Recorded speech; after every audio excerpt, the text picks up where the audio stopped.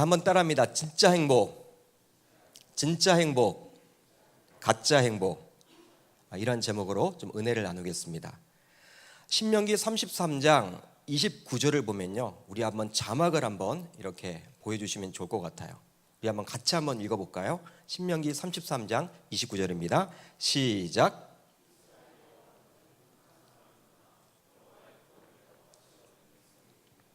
그는 너를 돕는 방패시요 내 영광의 칼이지로다. 내 대적이 내게 복종하리니 내가 그들의 높은 곳을 밟으리로다. 아멘. 모세오경에 나와 있는 이 신명기, 하나님의 말씀이죠. 저는 이 신명기 한 절의 말씀을 가지고 하나님의 사람아 너는 행복한 사람이로다 라는 제목으로 지난주 1, 2부 설교를 했습니다. 오늘 전할 말씀과도 다소 연결되는 주제이기 때문에 혹시 지난주 저의 설교를 듣지 못한 동역자들이 있다면, 지체들이 있다면 집에 돌아가셔서 지난주 저의 설교를 참고하셔도 좋겠습니다. 연결이 되기 때문에 좀 참고를 해보셔도 좋겠다 생각을 해봐요. 지난주 설교 내용을 제가 조금 알아야 하기 때문에 조금 요약을 해드리려고 하는데요, 바로 다음과 같아요. 인간은 지은 죄로 인해서 하나님과의 관계가 단절이 되어 버렸죠. 죄로 인해서. 원래 하나님께서 에덴 동산 안에 인간을 놓고 굉장히 여러분 밀접하게 생활하도록 했습니다. 하나님의 말씀에 그 불순종함으로 말미암아 인간이 죄를 짓게 되었고, 결국 그것으로 인해서 그 에덴 동산에서 추방을 당하게 되었어요. 추방을 당했다라는 것은요, 그건 하나님과의 관계가 단절되었음을 보여주는 거예요. 또 인간은 지은 죄로 인해서 하나님과의 관계가 단절되었을 뿐만 아니라 사망과 저주 아래 살게 되었습니다. 본래 하나님이 에덴 동산에서 인간을 만드셨을 때는요, 사망 자체가 없었겠죠. 저주된 삶이 아니었습니다. 축복된 삶이었겠죠. 생명 그 자체였겠죠. 그런데 인간의 죄로 말미암아 죄를 지음으로 인해서 인간은 사망과 저주 아래서 살아갈 수밖에 없게 되었습니다. 그러나 예수 그리스도의 십자가의 죽음과 그 부활로 인해서 사망에서 생명으로, 저주에서 축복으로 옮겨진 삶을 저와 여러분들은 살게 된 것입니다. 그러기에 예수 그리스도의 십자가의 죽음과 그 부활에 대해서 믿음으로 반응하는 저와 여러분들은 누구보다도 행복한 사람들이에요. 한마디로 주 예수 그리스도를 믿음으로 구원받았기 때문에 너는 행복한 자라고 우리 주님은 이야기를 해주십니다. 여러분 신명기 33장 29절을 보게 되면요, 딱 한 가지예요. 하나님이 우리들을 보시는 관점이 무엇이냐면 이 땅에서 구원을 받았느냐 받지 못했느냐, 그거예요. 세상에 나아가서 행복의 조건이 무엇이냐고 물어보게 되면 대부분의 분들이 무엇이라고 대답을 할까요? 다 소유다, 가져야 한다, 쟁취해야 한다, 돈, 명예, 권력이라고 이야기를 할 거예요. 그것을 소유하지 못해서 그렇지 소유하기만 하면 행복한 자가 될 수 있다라고 이야기를 합니다. 그렇지만 여러분 그것이 아님을 저와 여러분들은 잘 알고 있죠. 그렇다면 지난 한 주 여러분들은 과연 행복한 자로서 살고 계셨습니까? 살아내셨습니까? 이미 하나님께서는 여러분들에게 구원받았기 때문에 너는 행복한 자야 라고 말씀하고 계시거든요. 하나님이 그렇게 말씀해 주셨지만 여러분들은 과연 삶 속에서 행복한 삶을 사셨냐라는 거예요. 행복을 어떤 조건이나 소유의 개념으로 더 이상 여기지 않고 구원받았다라는 사실 그 하나로 만족하며 살게 되었습니까? 아마 대부분의 분들은 성경이 말하는 행복이 이제는 무엇인지에 대해서 알게 되었을 거예요.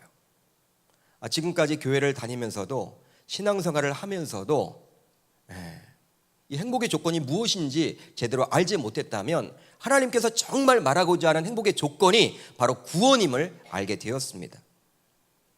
그렇지만 바쁜 일상 속에서 지속적으로 행복한 마음을 갖지 못하고 삶을 살았던 것도 엄연한 현실이라고 저는 생각을 해봐요. 행복하게 살아야 함에도 불구하고 하도 바쁜 삶을 살다 보니까 과연 내가 행복한지 이런 생각조차도 하지 못하고 삶을 살지 않았는지 전 그런 생각을 해보게 되었어요. 여러분 행복한 삶의 추구는요 대한민국 최고의 상위법인 헌법에도 잘 기록되어 있어요. 여러분, 우리 법률이 굉장히 많죠. 대한민국 상위법인 헌법에도 이렇게 기록이 되어 있어요. 바로 헌법 제10조를 보게 되면 모든 국민은 인간으로서의 존엄과 가치를 가지며 행복을 추구할 권리를 가진다. 국가는 개인이 가지는 불가침의 기본적 인권을 확인하고 이를 보장할 의무를 진다. 여러분, 무엇입니까? 사람이라면 누구든지 행복해야 될 권리가 있다는 거예요. 행복을 추구할 권리가 주어진다는 거예요. 헌법에 여러분 보장되어 있어요. 우리에게 잘 알려진 작가입니다. 이 팡세라는 책을 기록한 작가인데 파스칼 들어보셨을 거예요. 파스칼 하면요, 대부분 수학자고 물리학자 정도로 생각을 하는데 그는 굉장히 유명한 기독교 사상가였습니다. 기독교인이었어요. 크리스찬이었어요. 근데 그런 그가 팡세라는 저서에서 행복에 대해서 다음과 같이 정의를 내려줘요. 모든 사람은 행복을 추구합니다. 이는 예외가 없습니다. 방법은 달라도 모든 사람은 이 목적을 향해 갑니다. 어떤 사람은 전쟁에 참여하고 또 어떤 사람은 전쟁을 피하지만 이것은 상이한 견해를 택하는 그들 안에 있는 동일한 욕망 때문입니다. 의지는 이 목표 말고 다른 곳으로 한 발짝도 움직이지 않습니다. 행복은 모든 사람의 모든 행위의 동기입니다. 심지어 스스로 목매어 자살하는 사람의 행위의 동기이기도 합니다. 이렇게 여러분 기록을 해주고 있어요. 행복에 대해서. 여러분, 내용이 좀 이해가 되세요? 파스칼이 철학자이기 때문에 사상가이다 보니까 여러분, 철학적인 그 내용 우리가 딱 보아서 이게 어떤 의미인가 파악이 되지 않지만 쉽게 말씀드리면요, 모든 인간들은 동일하게 행복을 추구하며 삶을 살아가게끔 되어 있다는 거예요. 심지어는 스스로 생을 끊는 자살의 경우에도 그 동기가 행복을 추구하는 행위라는 것이죠. 이것이 무슨 말인가? 자살하는 사람도 예를 들어보면 그들은 암울한 현실에서 벗어나기 위해서, 즉 행복해지기 위해서 생을 끊는 극단적인 방법을 사용한다는 것입니다. 여러분, 자살을 하는 사람들도 나름대로 행복하기 위해서 생을 끊는다는 거예요. 현실에서 벗어나고자 하는. 여러분, 전쟁에 참여하는 사람도 행복하기 위해서 전쟁을 참여하고 전쟁에 참여하지 않은 사람도 역시 행복해지기 위해서 전쟁에 참여하지 않는다는 거예요. 아무튼 사람들의 모든 행동의 동기, 행위의 동기에는 행복이 자리 잡고 있다라고 파스칼은 이야기를 합니다. 행복하기 위해서 공부도 하고, 그러기 때문에 행복하기 위해서 직장도 다니고, 행복하기 위해서 자녀들도 낳고, 행복하기 위해서 결혼도 하고, 행복하기 위해서 건강도 챙기는 거예요. 행복과 삶은요, 뗄래야 뗄 수 없다라는 거예요. 이렇게 행복을 추구하는 것에는요, 신자라고 해도 예외가 아니죠. 여러분들 가운데 혹시 나는 행복할 필요 없다, 손은 들지 마세요. 아마 손은 든다면 여러분 병원에 가보셔야 될 거예요. 다 여러분 행복을 추구하죠. 신자임에도 불구하고. 따라서 이미 구원받았기에 행복한 자라고 주님은 저와 여러분들에게 말씀을 해주시지만 지속적으로 행복하기 위해서 과연 내가 어떻게 살아가야 하는지 오늘 말씀을 통해서 한번 도전을 받기를 원해요. 한번 살펴보기를 원해요.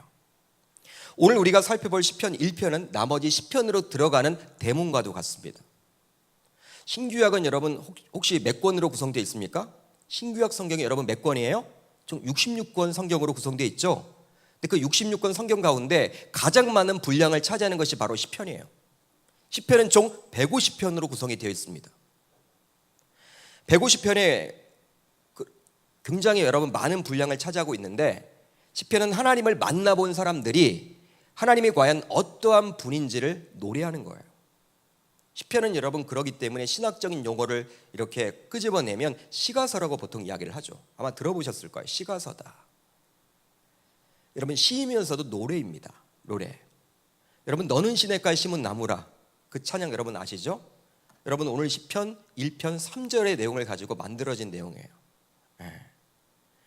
그러기에 어떤 의미에서는 1편을 제대로 살펴보게 되면 대문이기 때문에, 시편 전체로 들어가는 대문이기 때문에 굉장히 중요하기 때문에 시편 전체가 무엇을 말하고자 하는지를 알 수 있다는 것입니다.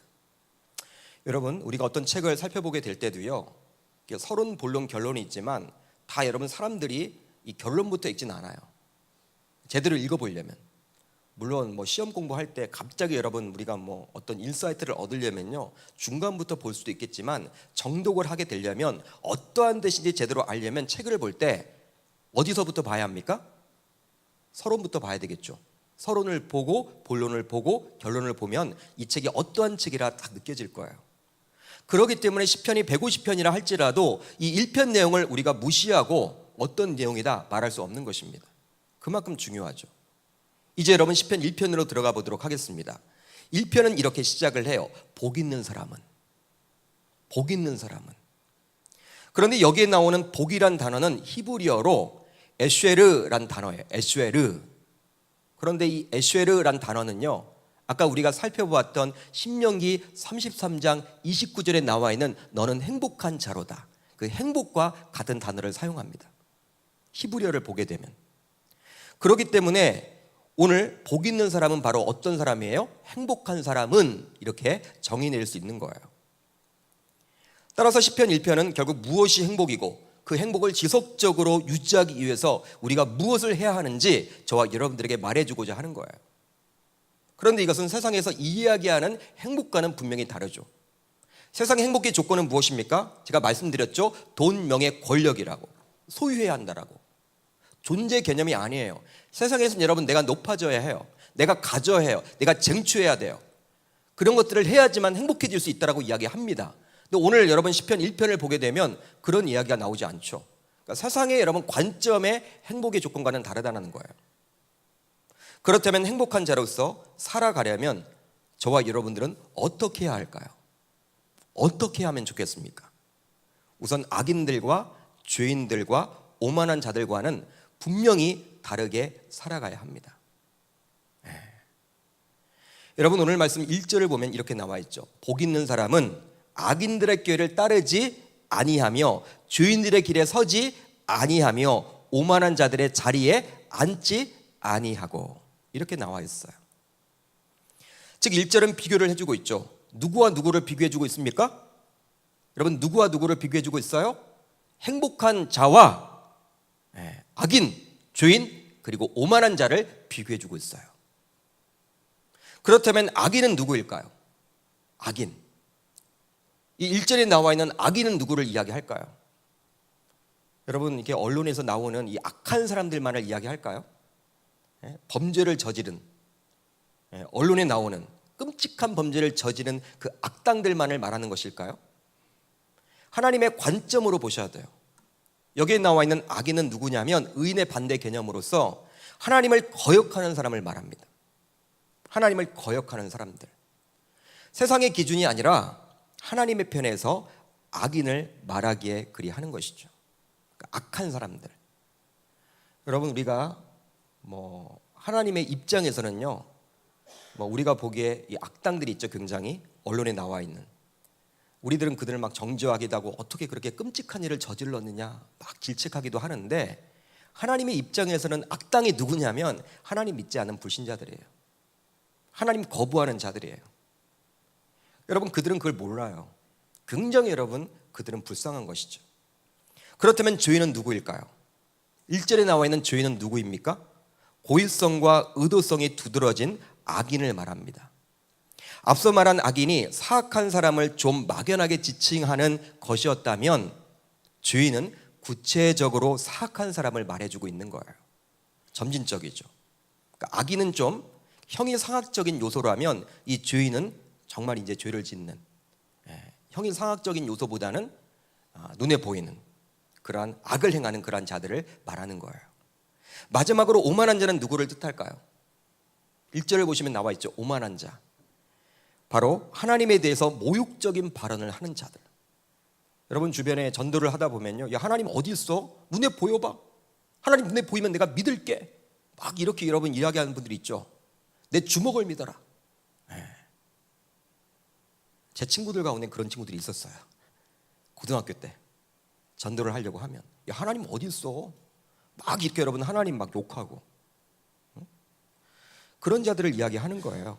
그러니까 인간조의 근본은요 오만에 있는데 오만 중에서도 가장 심각한 오만은 하나님을 말로 무시하는 것입니다. 이게 바로 여러분 오만한 자예요. 여러분 이것을 보아도 악인과 죄인과 오만한 자는 모두 의인과 반대 개념으로서 하나님을 떠나 있는 이 세상에 속한 사람들을 말해주고 있는 거예요. 하나님 모르고 유리방황하는 그 불신자들을 가리키는 거예요.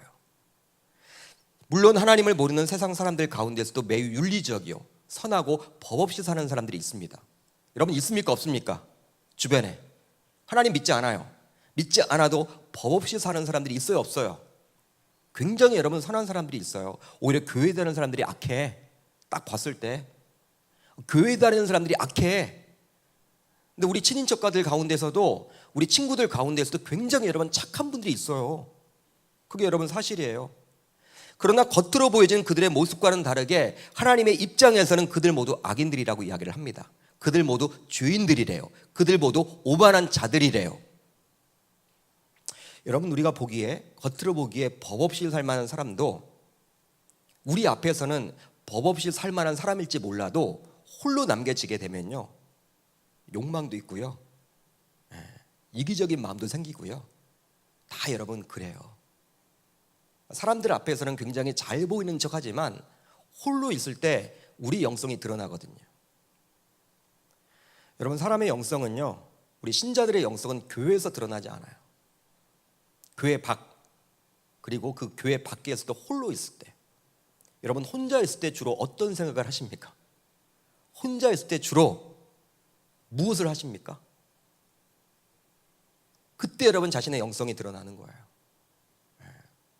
세상적으로 보기에 굉장히 여러분 선하고 착하고 법 없이 살 만한 사람들도 여러분 우리가 내면을 알 수가 없어요. 그 사람들의 하나님은 아시죠? 하나님이 그들의 내면을 보시고 악하다라고 이야기를 하고 있어요. 죄인이라고 이야기를 하고 있다라는 거예요. 오만한 자라고 이야기를 하고 있다라는 거예요.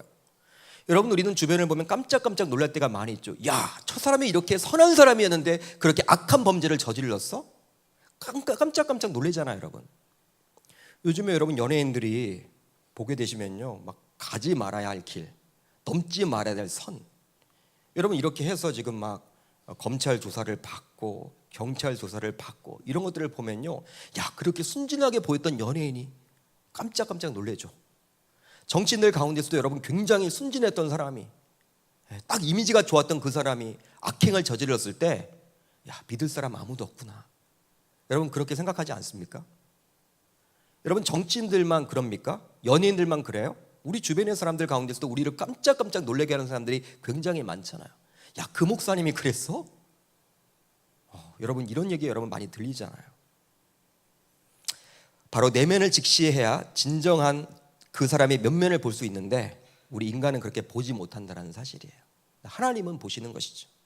하나님의 관점으로 보기에는 그들이 아무리 착하게 보여도 법 없이 살아가는 사람일지라도 하나님의 관점에서는 그들이 악을 행하는 사람이라는 거예요. 죄인이라는 거예요. 오만한 자라는 거예요. 그 내면을 봤을 때. 왜? 죄악된 인간의 본성을 타고나 있기 때문에. 그런데 여러분 1절을 자세히 보십시오. 1절을 자세히 보세요. 여러분들이 가지고 있는 성경 1절을 자세히 보시면 악은 점진적으로 더욱더 농도가 깊어짐을 알 수가 있어요. 농도가 깊어져. 1절을 보면요 3개의 동사가 나오고 3개의 명사가 나옵니다. 여러분 먼저 3개의 동사를 봅시다. 동사가 여러분 어떻게 기록되어 있습니까? 따르다, 서다, 앉다라고 기록이 되어 있어요. 여기서 따르다는 어떤 대상을 추종하는 것을 말해요. 따라가는 거예요. 추종하는 거예요. 그리고 다음으로 서다라는 말은 적극적으로 참여하는 것이죠. 적극적으로 참여하는 것이죠. 그리고 앉다라는 말은 주도하는 자리에 있는 것을 말해요. 앉다라는 것은. 그러므로 이 3가지 동사는 악을 행하는 사람들에게 있어서 행동의 점진성을 나타내 줍니다. 즉 악인은 처음에는 악을 행하는 자를 추종하죠. 추종할 따름이에요. 따라갈 따름이에요. 그러다가 그 다음에는 자신이 악에 적극적으로 참여를 합니다. 그러다 나중에 어떻게 됩니까? 결과적으로 자신이 주도해서 악을 행해요. 여러분 우리나라 속담에도 바늘도둑이 소도둑된다 이런 말이 있어요. 들어보셨죠? 바늘도둑이 소도둑된다. 처음에는 바늘을 훔쳤던 사람이 여러분 그걸 막아주지 않으면 어떻게 돼요? 나중에 소까지 훔친대요. 소까지. 여러분 지금은 우리가 소를 별 볼 일 없이 여기지만 예전에는 여러분 갑오 이루어져요. 갑오. 예. 집보다 여러분 더 중요한 게 이 소거든. 소. 농경사회에서 바늘도둑이 소도둑 된다는 것은요, 이거 여러분 의미가 있는 거예요. 그 말이 맞아요. 여러분 이 세 개의 동사를 통해서도 악의 점진성을 알 수가 있는 것이죠. 여러분 다음으로 세 개의 명사는 꾀, 길, 그리고 자리입니다. 꾀, 길, 자리예요. 여러분 성경을 보세요. 여기서 꾀는 권고, 충고, 방침을 말합니다. 따라서 악인들의 꾀를 따른다는 것은 악인들의 충고를 받아들이는 거예요. 그리고 길은 가치관 혹은 생활 양식을 뜻해요. 그렇기 때문에 죄인들에게 선다라는 것은 죄인의 가치관이나 생활 양식을 자신의 것으로 받아들임으로 이제 그들과 하나가 되는 것이죠. 또 자리는 확고부두한 위치를 말합니다. 여러분 자리 다툼한다 그런 말 들어보셨죠? 자리 다툼한다. 자리는 여러분 확고한 위치예요. 위치. 국회의원들이 보통 자리 다툼한다. 이 공천할 때 여러분 공천을 받으려고 하잖아요. 좋은 곳에 자리 다툼하는 것이죠. 확고부동한 위치예요. 따라서 오만한 자리에 앉는다는 것은 악을 꾀하고 주도적으로 이끌어가는 위치를 말하는 것이죠. 여러분 이렇게 세 개의 명사를 통해서도 악이 어떻게 된다? 점진적으로 더욱더 악해짐을 이야기해주고 있는 거예요. 즉 그러기에 바울은요 저와 여러분들에게 이렇게 권면을 합니다. 데살로니가전서 5장 22절에서 이렇게 권면을 해주고 있어요. 한번 따라합니다. 악은 어떠한 모양이라도 버리라. 바로 처음에는 악에 단순히 이끌려 추종을 하다가도 나중에는 악의 괴수로서 살아가게 된다는 거예요. 처음에 한두 번 악인의 꾀를 따르다 보면요 점점 악인들의 가치관이나 생활 양식이 곧 나의 가치관과 생활 양식이 되고 나중에는 그 자신이 악을 주도해 나가는 위치에 오르게 된다는 거예요. 여러분 요즘에 동성애자들이 굉장히 많아졌어요. 동성애자. 제가 해운대에서 여러분 사역을 하다 보니까 해운대에는 여러분 뭐 게이바도 있고요 트랜스젠더 바가 굉장히 많아요. 이 밤에 가보면 여러분 막 영업을 해요. 남자들끼리 여러분 손을 잡고 가고 여자들끼리 여러분 막 이렇게 가고 굉장히 많아요. 여러분 동성애 여러분 들어가는 분들 이야기를 들어보면요 뭐 처음부터 그걸 여러분 했던 게 아니야. 호기심이야. 호기심. 그냥 관심. 그게 뭐냐? 나는 거기에 휩쓸리지 않는다. 이렇게 자신하는 분들이 거기에 참석을 해요. 여러분 대부분 호기심에서. 근데 여러분 그런 악에 빠지게 되면요 나중엔 여러분 주도해요. 막 그런 축제 여러분 퀴어 축제를 여러분 막 주관하더라고.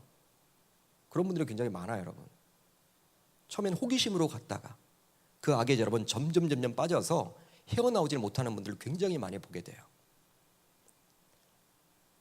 그렇기 때문에 처음부터 악인들의 꾀를 따르지 않는 것이 상책일 뿐이에요.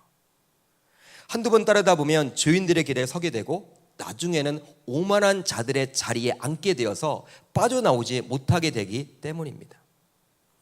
그렇다면 악인들과 죄인들과 오만한 자들이 추구하는 방식을 멀리해야 하는 것은 무엇 때문일까요? 왜 우리들은 그들의 여러분 가치관, 그들의 생활 습관을 왜 멀리해야 할까요? 바로 그들의 영향을 받지 않기 위함입니다. 그들의 영향을 받지 않기 위함이에요. 사람은 자신의 주변에 있는 사람 혹은 환경의 영향을 많이 받게 돼요. 가장 많은 영향을 받는 곳이 바로 우리의 가정입니다. 가정이에요. 여러분 부모님의 영향을 가장 많이 받아요. 사람은 부모님의. 이건 거의 여러분 사실이에요. 사실. 삶을 살다 보면 여러분 느끼실 거예요. 부모님의 영향을 안 받는 사람은 없어요. 부모님의 좋지 않은 모습을 자녀가 그대로 답습하는 경우도 굉장히 많아요. 저도 여러분 자녀가 셋인데요 제가 깜짝깜짝 놀랄 때가 있어요. 어떨 때입니까? 내가 여러분 목사지만 고치고 싶은 게 있잖아요. 잘 안 고쳐지지만 이 고치고 싶은 게 있거든요. 제가 굉장히 성격이 여러분 급하거든요. 성격이 급해요. 여러분 이 김 목사도 이걸 여러분 고치고 싶어요. 근데 제 아들과 딸이 다 닮았어요. 희한해. 누가 안 가르쳐줬는데. 이전 교회에 목사님이 한 60명 됐습니다. 60명. 부목사님들이 한 60명 되는 교회였어요. 전도사님들까지 하면 한 120명, 130명 되는 큰 교회였어요. 근데 여러분, 제 후배 목사님이 항상 여러분 이렇게 뒷짐을 져요. 뒷짐. 이 40대 초반 목사밖에 안 되는데, 여러분 이렇게 뒷짐지는 모습이 여러분 그렇게 좋은 모습은 아니죠? 그렇게 생각 안 하십니까? 여러분 이렇게 좋게 보이세요? 뒷짐? 근데 여러분 계속 뒷짐을 짓는 거야. 제가 몇 번 여러분 뭐라고 했어요. 예? 그렇게 하지 말라고. 제 말 듣지도 않아요, 여러분. 이게 안 고쳐지는 거예요. 근데 여러분, 이 목사님이 여러분 충격을 받고 고쳤어요. 언제 충격을 받았느냐? 자기가 여러분 주일학교를 갔대요. 아들을 찾으러. 유치부에서 자기 5살짜리 아들이 이 뒷짐 지고 다니는 거야. 이렇게 깜짝 놀랐대요. 자기가 보기에도 여러분 이건 아니거든. 그때 이분은 고쳤어요. 야, 이걸 담는구나. 여러분, 병원에서 건강검진을 받게 되면요, 병원에서 주는 설문지에 체크를 하게 되어 있는데, 그 항목 가운데 부모님이 암 병력이 있는지, 어떤 중증 병력이 있는지를 이렇게 체크하는 칸이 있어요. 왜냐하면 병도 유전적으로 전달이 되기 때문이랍니다. 예를 들면 아버지가 간이 좋지 못하면요, 이 자녀들은요 간이 좋지 않을 확률이 굉장히 높아요. 아버지가 대장암이면 그 자녀들도 대장암에 걸릴 확률이 굉장히 높아지는 거예요. 굉장해요. 그런데 자녀들의 성향, 성격, 행동 등도 부모님의 영향을 많이 받게 돼요. 또 사람은 주변 친구들의 영향을 많이 받아요. 즉 교제권에 있는 분들이 굉장히 중요해요. 여러분, 학교 다니기 전까지만 하더라도 아이들이 이 부모님의 영향을 많이 받지만, 이제 학교를 다니기 시작하면요 친구를 잘 사귀어야 돼. 친구를. 그러다 보니 학창시절 어떤 친구를 사귀느냐에 따라서 그의 인생의 전반이 달라지기도 합니다. 사회에 대해서 긍정적으로 바라보는 친구들을 사귀게 되면 그냥 자연스럽게 그의 시야도 긍정적이게 돼요. 반면에 사회에 대해서 무조건 불만과 불평을 가지고 있는 친구들과 교제를 여러분 오랫동안 나누게 되면요 그의 시야도 부정적으로 변해 있더라는 거예요. 그런데 신자이면서도 우리는 이 세상과 단절된 삶이 아니라 적극적으로 삶 속으로 들어가서 살아야 하기 때문에 이 세상의 영향을 받을 수밖에 없습니다. 이게 여러분 현실이에요. 직장에도 다녀야 합니다. 여러분, 신자라고 해서 우리가 직장 안 다닐 수가 없잖아요. 신자라고 해서 우리가 학교 안 다닐 수가 없어요. 신자라고 해서 우리 동창회 안 나갈 수도 없어요. 교제권이 여러분 불신자들과 섞여 있어요. 그들의 영향을 받을 수밖에 없죠. 접촉하다 보면 영향을 받을 수밖에 없는 거예요, 여러분. 그러기에 이러한 논리로 어떤 신자들은요, 이 잘못된 성경적인 해석을 하고 있는 어떤 신자들은 나는 불신자들과 접촉하지 않겠다 이런 마음을 가져서 직장을 구할 때도 믿는 사람들이 모여있는 직장만 다니려고 그래요. 또 학교를 가더라도요 미션 스쿨에만 가려고 그래요. 또 세상의 동창회나 이런 데 나가지 않고 교회 모임만 참석하시는 분들이 있고, 그래서 여러분 끝나고 집에 가지도 않고 이 단체 생활을 하려고 하는 분들이 굉장히 많아요. 이단 사이비 교회들이 그렇게 하죠, 대부분. 그러나 우리 주님은 세상에 적극적으로 나아가 빛과 소금으로 살아야 함을 이야기합니다. 빛의 역할, 소금의 역할처럼 영향력 있는 삶을 살아야 된다고 저와 여러분들에게 말해주고 있어요. 오히려 세상에 영향을 끼쳐야지 그들의 영향을 받아서는 안 된다라고 이야기를 합니다. 그래서 이제 성경은 악인들, 죄인들, 그리고 오만한 자들과 접촉하지 말라고 이야기하고 있지는 않아요. 여러분 1절을 자세히 보세요. 여러분, 악인들, 죄인들, 오만한 자들과 접촉조차도 하지 말라 그렇게 나와 있지 않아요. 다만 그들의 꾀를 따르지 말고 그들의 길에 서지 말고 그들의 자리에 앉지 말라고 저와 여러분들에게 권고해주고 있어요. 이것은 무엇입니까? 그들이 추구하는 방식을 멀리하라는 것이죠. 그들의 영향을 받지 않기 위해서 그들이 추구하는 가치관을 멀리하라는 거예요. 접촉은 하되 그들을 본받지 말라는 거예요. 여러분, 우리가 세상의 가치관과 문화에 물든 사람들의 영향을 받게 된다면 아무리 우리가 신자라고 하지만, 오랫동안 믿음 생활을 해왔다고 하지만 우리들은 결코 지속적으로 행복하게 살아갈 수가 없는 거예요. 이것을 시편 기자는 잘 알고 있었기 때문에 저와 여러분들로 하여금 지속적으로 행복한 사람으로서 살아가기 위해서는 악인들과 죄인들과 오만한 자들이 추구하는 이 세상의 방식에서 멀어져야 한다라고 저와 여러분들에게 끊임없이 이야기해주고 있는 거예요. 이제부터 저와 여러분들은 세상의 영향을 받지 않기 위해서라도 악인들과 죄인들과 오만한 자들이 추구하는 방식을 멀리할 수 있기를 주의 이름으로 축복합니다. 그들과 접촉은 하세요. 접촉은 해야 합니다. 피해서는 안 돼요. 접촉은 하되 그들의 영향을 받아서는 안 되기 때문이죠. 오히려 그들에게 그리스도의 선한 열매를, 선한 향기를 이렇게 전달하는 전달자 역할을 여러분들이 해야 되는 거예요. 여러분, 그렇지만 말은 그렇지만 이게 여러분 쉬워요, 어려워요? 쉽습니까, 어렵습니까? 접촉을 하는데 여러분, 예수님의 영향을 그들에게 끼치기보다는 내가 여러분 세상의 그러한 가치관의 영향을 많이 받잖아요. 이거 쉽지 않거든요. 주님은 그렇게 살라고 하면서도, 본받지 말라고 하면서도 우리가 본받는 경우들이 굉장히 많잖아요. 삶과 신앙이 여러분 일치되지 않은 그리스도들이 굉장히 많잖아요.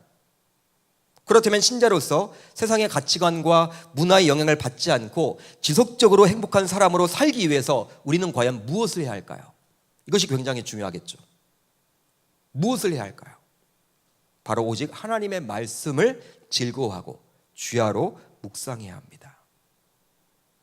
여러분, 말씀 2절을 우리가 한번 같이 읽어보도록 하겠습니다. 2절 말씀입니다. 시작.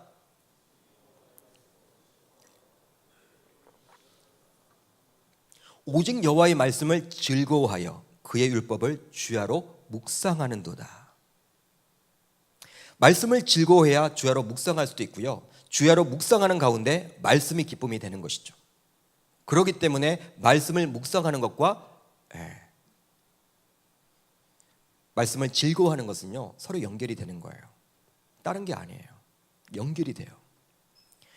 그렇다면 여러분, 혹시 여러분들에게 요즘 기쁨을 선사해 주는 것은 무엇이 있습니까? 여러분, 무엇 때문에 요즘 기뻐하세요? 여자친구입니까? 남자친구입니까?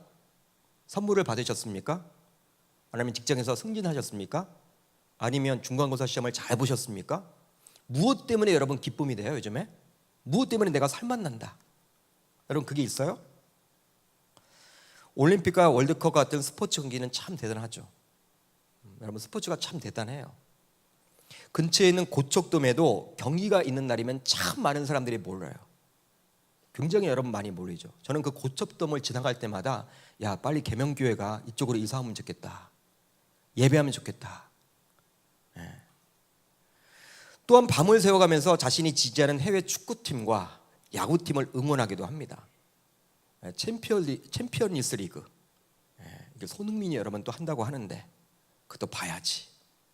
류현진도 오늘 또 나온다고 하는데 그 야구도 봐야지.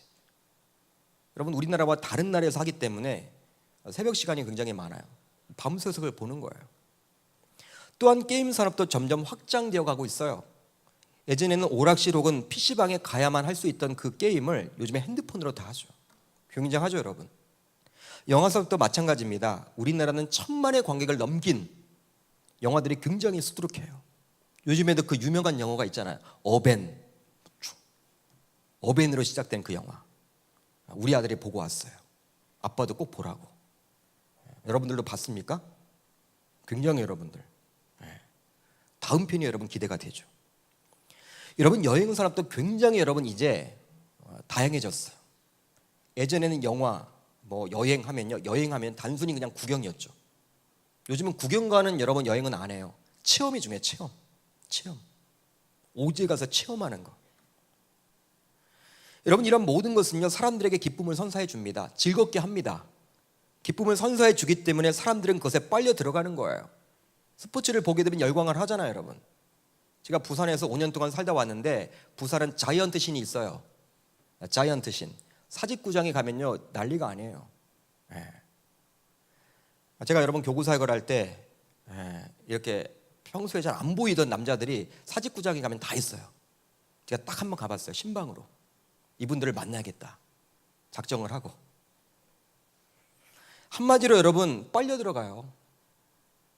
제가 지금까지 언급했던 스포츠, 영화, 게임, 여행 등을 여러분 쭉 하다 보면요, 그냥 빨려 들어가. 시간 가는 줄 몰라요. 쇼핑이 기쁨을 준다라는 분들을 만나보면요, 아마도 쇼핑하는 시간이 굉장히 여러분 길게 느껴지지 않을 거예요. 백화점에 여러분 가끔가다 가보면요, 남자분들은 대부분 어디에 있습니까? 그냥 소파에 앉아있죠. 여성분들은 어디가 있어요? 다 옷 사러 다녀요, 여러분. 남자들은 여러분 굉장히 여러분 30분만 있어도 힘든데, 머리가 지근지근 아픈데, 여성분들은 3시간, 4시간 있어요. 쇼핑해요. 안 지루해요. 백화점은 시기가 없어요. 시기가 없어요. 그만큼 여러분 쇼핑하도록 잘 만들어 놓은 곳이에요. 미식가들의 경우는 어떻습니까? 몇 시간이고 차를 타서 맛있는 음식점을 찾아다녀요. 그것이 지루하게 느껴지지 않게 그리 하는 것입니다. 미식가들 굉장하죠. 그러니까 맛있는 음식점을 찾아다니는 것이 그들에겐 기쁨이 되기 때문에 그리 하는 거예요. 시간 낭비라고 여기지 않아요. 거의 빨려 들어가는 거예요. 한마디로 기쁨을 주는 것은 매료되는 것을 말하죠. 빠져 들어가는 것입니다. 몰입하는 것입니다. 그러나 이러한 세상에 주는 기쁨은 유한한 기쁨일 뿐이에요. 그리고 제한적인 기쁨입니다. 여러분, 제가 알고 있는 이 집사님은요, 굉장히 여러분 건담을 좋아해서 건담. 이 건담 여러분 알죠? 이 건담 이 만드는 거. 고등학교 때부터 여러분 건담을 굉장히 모았대요. 나중에 여러분 한 나이가 40 되니까 이제 그게 싫더래요. 실증이 나는 거야. 물론 여러분 어른 돼서도 계속 하시는 분도 있지만 실증이 나는 거예요. 여러분, 그렇게 맛있게 먹었던 음식도 이제 나이가 들게 되면요, 이가 다 빠지고 막 무릎 관절도 아프고 하면요, 그냥 귀찮은 거예요, 여러분. 미각을 다 잃어요, 여러분. 여행도 마찬가지예요. 여행에 갈 데가 있다고 그러잖아. 우리가 나중에 돈 많이 벌면 여행 가겠다. 그때 여러분, 그때는 건강이 여의치 못하죠. 그러니까 여러분, 세상에 주는 기쁨은요, 화려한 것처럼 보여도 그냥 유한한 거예요. 제한적인 거예요. 그냥 우리의 말초신경을 자극하는 기쁨뿐이죠. 어느 정도 기쁨을 주지만 결과적으로 만족까지 나아가지 못하기 때문에 더 강하고 매력적인 기쁨을 추구하다가 결과적으로 넘지 말아야 할 쾌락의 나락으로 빠져들기도 합니다. 여러분, 일부 연예인들의 그 일탈하는 그 모습을 보세요. 그분들이 돈이 없습니까? 명예가 없습니까? 하지 말아야 할 선을 넘었잖아. 다 아는 사람인데, 그렇게 인기가 있는데, 그렇게 명예가 있는데, 그러니까 허무한 거예요, 여러분.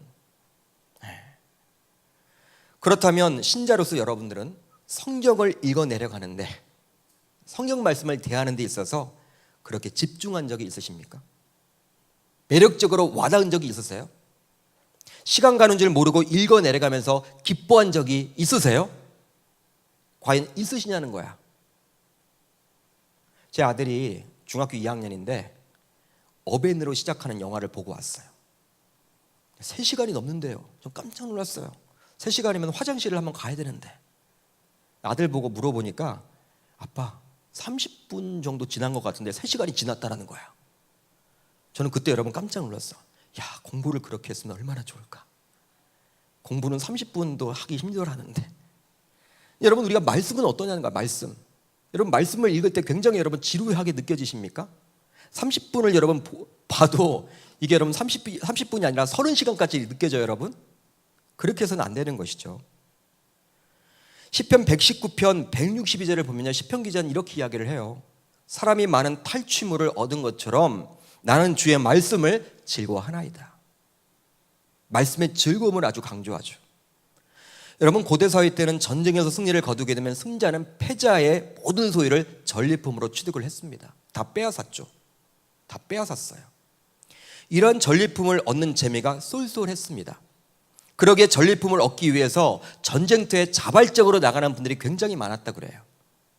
그런데 시편 기자는 그런 전리품을 얻는, 즉 자신의 소유가 늘어나는 재미만큼이나 오직 주의 말씀을 읽는 것에 자신은 즐거움을 느낀다라고 고백을 해주고 있는 거예요. 요즘 말로 해석을 해볼까요? 5만 원짜리 돈다발을 세는 그 기쁨만큼 말씀을 읽는 기쁨이 있다라는 거예요. 여러분, 감이 안 오세요? 5만 원짜리 돈다발, 평소에 만져보기도 힘든 그걸 여러분 막 셀 때 사람들이 여러분 돈을 다 좋아하잖아. 기뻐하는 것처럼, 좋아하는 것처럼, 야, 이렇게 하는 것처럼 여러분, 말씀을 읽는 기쁨이 있느냐라는 거예요. 시편 기자는 있대요. 자신의 여러분 소유가 늘어나는 것 이상으로 기쁘다라는 거예요. 여러분, 이렇게 될 때 세상의 가치관과 문화의 영향을 받지 않고 지속적으로 우리들은 행복한 자로서 살아갈 수 있게 되는 거예요. 그렇다면 말씀을 주야로 묵상하는 것은 무엇일까요? 여러분, 이제 우리가 말씀을 즐거워한다, 이건 이제 이해를 했다면 말씀을 주야로 묵상하는 것은 무엇일까요? 여러분, 묵상 큐티입니까? 여러분 큐티 하시잖아요. 여러분 큐티 하시죠? 은지자매도 큐티 하죠? 네. 큐티를 여러분 하잖아요. 그럼 그 큐티가 묵상입니까? 한국 교회에서는 대부분 묵상하면 큐티라고 생각을 해. 그러나 여러분, 그건 잘못된 거죠. 그냥 말씀을 소설책 읽어 내려가듯이 읽는 것이 아니라 주야로 곱씹는 것을 이야기를 하는 거예요. 말씀을 먹는 거예요, 여러분. 말씀을 씹는 거예요. 우리가 여러분 갈비를 여러분 씹듯이 계속해서 여러분 말씀을 씹어내는 거예요. 묵상한다라는 단어의 히브리 원어를 보게 되면 하가라는 단어인데요, 하가, 바로 계속해서 중얼거리는 행동을 말합니다. 이 안영천에도 비둘기가 굉장히 많아요. 비둘기를 보게 되면 구구구구 계속 그럽니다. 구구구구 들어보셨어요? 전혀 관심이 없으세요? 저는 여러분 관찰을 많이 해요. 구구구구 그래요, 여러분. 구구구구 구구구구 계속해서 여러분 반복해요. 지금 하나님의 말씀을 중단 없이 입으로 되뇌이면서 그것을 계속해서 떠올리며 살아가는 것, 이것이 바로 묵상이에요. 단순히 큐티했다? 그 묵상 아니에요, 여러분. 이것은 초식동물들이 여러 번 되새김질을 하는 것으로 이미지를 그려봐요. 그려볼 수 있어요. 여러분, 양이나 소는요 위가 몇 개씩 됩니다. 우리 인간은 위가 하나지만 양이나 소와 같은 초식동물들은요 위가 몇 개씩 돼요. 그래서 어떻게 해요? 넘겼다가도 다시 여러분 끄집어내서 뒤집죠. 또 넘기죠. 몇 번의 여러분 작업을 하는 거야. 그러니까 말씀을 주야로 묵상하는 것이 바로 그렇다는 거예요. 직장 생활을 할 때에도, 학교 생활을 할 때에도, 사람들과의 교제 속에서도, 식사 시간에도, 일상생활을 살아가면서도 이렇게 말씀을 되새김질 하듯이 계속해서 떠올리며 그 말씀의 힘으로 살아가는 것, 그것이 바로 주야로 묵상하는 거예요. 여러분, 주일에 선포되는 이 말씀이 그렇게 만들어집니다. 지난 한 주 저는 이 시편 1편과 함께 진짜 행복한 고민을 많이 했어요. 제 머릿속에 여러분 시편 1편이 여러분 있었어요. 밥을 먹을 때도, 아내가 여러분 불러도 몰라요. 시편 1편을 계속 여러분 밥 먹으면서 떠올려. 잠자리에 들 때에도, 꿈에서도 여러분 나타나 시편 1편이. 주일날 선포를 해야 되니까 이 말씀 준비하면서 운전을 할 때에도, 운동을 할 때에도, 누군가 대화를 할 때에도 불러도 잘 몰라. 어떨 때는 한 주 그 이상 동안 이 묵상을 하는 거예요. 시편 1편을. 이렇게 말씀을 지속적으로 묵상하게 되면 어느 순간 말씀의 맛을 느끼게 돼요. 야, 이 맛이야. 끝내준다. 혹시 여러분 그렇게 느껴본 적이 있으세요? 말씀의 맛을? 저는 몇 번 맛봤어요. 여러분들 맛보셔야 돼요. 시편 119편 103절을 보면요, 아주 여러분 시편 기자는 의미심장한 말을 합니다. 우리 한번 같이 한번 읽어봅니다. 시작. 주의 말씀의 맛이 내게 어찌 그리 단지요, 내 입에 꿀보다 더 다니이다. 아멘. 말씀이 꿀보다 더 달다라고 고백한 시편 기자의 고백은 바로 말씀의 맛을 맛본 자만이 고백할 수 있는 거예요. 여러분, 꿀송이보다 달아. 야, 배불러. 근데 육신의 밥을 먹지 않아도 이 말씀이 여러분들 그냥 너무나 좋아.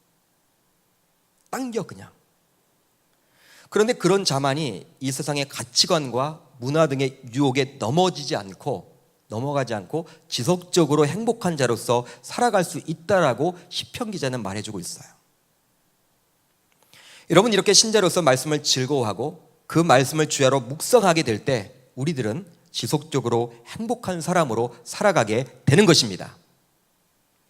그런데 신자들 가운데서는요, 행복한 사람이 되기 위해서 자신의 의지만을 가지고 말씀을 묵상하고 즐기려는 분들이 존재해요. 의지와 노력을 하는 거야. 의도적으로 말씀에 노출되려고 하는 것이죠. 레위기 말씀과 같이 다소 딱딱한 그 말씀을 읽더라도요, 하품을 하면서도 그냥 끈질기게 말씀을 붙들고 있는 거예요. 물론 한편으로는 주님의 말씀을 가까이 하고 싶은 이분의 마음이 참 귀하게 느껴지기도 합니다. 이거 자체를 저는 정지하고 싶은 마음은 없어요. 하셔야 돼요. 그렇게 시도를 해보시는 거예요. 그러나 이것이 지나쳐서 기계적으로 말씀을 대하고 말씀과 접촉하게 된다면 이것은 율법적인 신앙인으로 흐를 수 있다는 거예요. 제가 그렇게 살았거든요. 제가 모태신앙이었어요. 제가 고등학교 2학년 때 이 복음을 만나기 전까지 목사가 되겠다고 했지만 제가 굉장히 여러분 초등학교 때부터 큐티를 했거든요. 말씀을 읽었거든요. 하루에 몇 장, 하루에 5장을 꼭 읽었거든요. 율법적으로 했어요. 몰라도 하는 거예요. 싫어도 하는 거예요. 의지를 가지고 했어요. 그러니까 재미가 없죠. 아마 여기에서 예배드리는 분들 가운데서도 말씀을 가까이 해야 된다는 이 사실 이야기를 여러 번 들었기 때문에 의도적으로 말씀에 노출되도록 노력한 분들도 분명히 계실 겁니다. 그러나 분명한 것은 우리의 노력과 의지만으로는 결코 말씀을 즐길 수도 없고 말씀을 주야로 묵상할 수도 없다는 거예요. 내 의지만으로, 내 노력만으로는 불가능하다는 거예요. 여러분 시편 1편 본문을 보십시오. 시편 기자는 우리에게 행복한 사람의 모습을 보여주면서 어디에서도 그 모습대로 살아내라고 인간적인 열심과 노력을 강요하고 있지 않습니다. 너희들 그렇게 살아야 돼, 그런 말하고 있지 않아요. 대신 그렇게 살아갈 수 있는 근거에 대해서 말해줄 뿐이에요. 여러분 그것이 무엇입니까? 어떻게 지속적으로 말씀을 즐거워하고 묵상할 수 있느냐라는 거예요. 바로 하나님께 의존할 때 가능해집니다. 한번 따라합니다. 하나님께 의존할 때만 가능해집니다. 여러분 오늘 말씀 3절을 우리가 한번 같이 읽어볼게요. 3절입니다. 시작. 그는 시냇가에 심은 나무가 철을 따라 열매를 맺으며 그 잎사귀가 마르지 아니함 같으니 그가 하는 모든 일이 다 형통하리로다. 이 3절은요 시편 1편의 핵심 구절이에요. 시편 1편 6절 가운데 6절 가운데 한 절만 딱 골라라. 이 3절을 골라야 돼. 어쩌면 기독교 신앙의 핵심 진리와도 같은 중요한 내용입니다. 3절의 시작은 여러분 어떻게 시작을 하고 있습니까? 그는으로 시작을 하죠. 바로 1절에 나와 있는 복 있는 사람을 말해요. 그렇기 때문에 3절에 나와 있는 그는 행복한 사람을 이야기하는 거예요. 따라서 행복한 사람은 시냇가에 심은 나무라고 말할 수 있겠죠. 이것을 영어 성경으로 보게 되면 좀 의미 전달이 잘 됩니다. 여러분 영어 성경 가운데 NIV가 있고 ESV라는 것이 굉장히 여러분 원어와 가까운 성경입니다. 이 ESV를 보게 되면 그 버전을 보게 되면 이렇게 나와 있어요. He is like a tree planted by streams of water. 이렇게 여러분 기록이 되어 있어요. 여러분 이거 해석을 해보세요. 어떤 뜻입니까? 무슨 뜻이에요? 행복한 사람은 큰 물줄기 옆에 심겨져 있는 한 그루의 나무와 같다. 이런 뜻이에요. 그렇다면 한 그루의 나무가 행복한 사람이라면 시편 기자가 말하는 큰 물줄기는 누구를 말하는 것일까요? 여러분 큰 물줄기는 누구예요? 여호와 하나님이죠. 여호와 하나님이에요. 하나님이라는 큰 물줄기에서 나오는 그 생명의 생수요, 은혜의 생수를 끊임없이 받아 누리는 사람이야말로 진정 행복한 사람이라고 저와 여러분들에게 말해주고 있는 거예요. 이렇게 하나님으로부터 지속적으로 공급받은 은혜의 생수가 있을 때만 하나님의 말씀을 주야로 묵상할 수도 있는 것이고 즐길 수도 있는 거예요. 지치지 않고 지속적으로 해나갈 수가 있는 것이죠. 그리고 말씀이 이해가 되기도 하는 거예요. 여러분 성경 말씀을 읽었을 때 여러분 100% 이해가 안 되죠.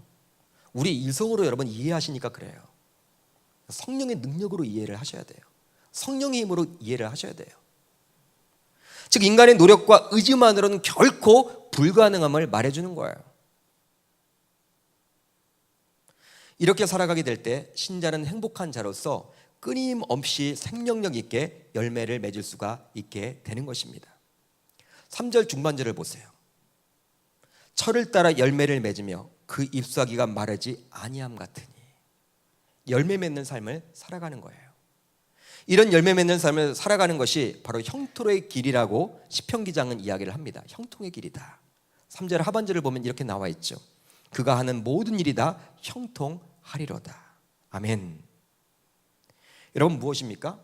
하나님께 붙어 있음으로 살아가는 자는 행복한 자로서 하나님이 함께 하시기에 그런 형통한 자가 된다라고 이야기해 주고 있는 거예요. 그런 삶을 살아선 사람이 바로 요셉이었습니다. 여러분, 요셉을 보게 되면요, 성경 창세기를 보게 되면 요셉의 이야기가 나와 있는데 어떻게 기록을 하고 있느냐. 그는 억울하게 여러분 노예가 되었습니다. 형들에 팔려서 은 20에.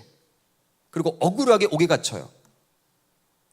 여러분, 보디발의 아내가 여러분들 해코지한 거잖아. 한마디로 억울하게 여러분 옥에 갇혔어요. 억울하게 노예가 되었고 억울하게 노예 생활을 했고 억울하게 옥에 갇혔지만 하나님이 그와 함께 하심에 그가 형통한 자가 되었더라고 창세기 39장은 이야기해 주고 있어요. 여러분, 세상 말로는 말이 되지 않죠. 세상에서는 높아져야지만 그게 성공인데, 그게 형통인데, 하나님은 아니에요. 하나님과 함께 함이 중요한 거예요. 할렐루야. 그것을 말해주고 있는 거예요. 이제 말씀을 정리합니다. 하나님을 모르는 세상 사람들은 돈, 명예, 권력을 주면 행복해질 것이라고 이야기를 해요. 돈, 명예, 권력을 가져보지 않아서 그렇지 소유하게 되면 분명히 행복해질 것이라고 이야기를 합니다. 그렇다면 이것이 정말 사실입니까? 여러분, 사실이에요? 그런 것들이 일시에 쾌락을 줄지는 모르지만 영원한 행복을 주지 못함을 우리들은 솔로몬을 통해서 알아볼 수가 있죠. 소위 솔로몬은 돈, 명예, 권력을 모두 가져본 자입니다. 여러분, 이 땅에 살아가는 사람들 가운데 가장 큰 부자였고 권력자였고 명예를 가지고 있었어. 그런 그가 그의 경험을 통해서 우리는 간접적으로 깨닫게 되는데 이런 말을 해주고 있어요. 노후에 우리 전도서 1장 2절을 보면 이렇게 나와 있어요. 전도자가 이르되 헛되고 헛되매 헛되고 헛되니 모든 것이 다 헛되도다. 여러분, 헛되다라는 거예요. 자신이 다 가져봤는데 쾌락도 가져보고. 아내가 여러분 몇 명이었습니까? 굉장했죠. 일부 일처제를 살고 있는 지금의 입장에서는 굉장히 여러분, 뭐 솔로몬 대단하다. 아내를 한 명만 여러분 간수하기도 힘든데 참 여러분 대단하다. 얼마나 힘들까. 여러분, 모든 것을 소유해봤던 솔로몬은 노후에 자신의 인생에 대해서 행복했다라고 말하고 있지 않아요. 그냥 헛되었을 뿐이라고 말해주고 있어요.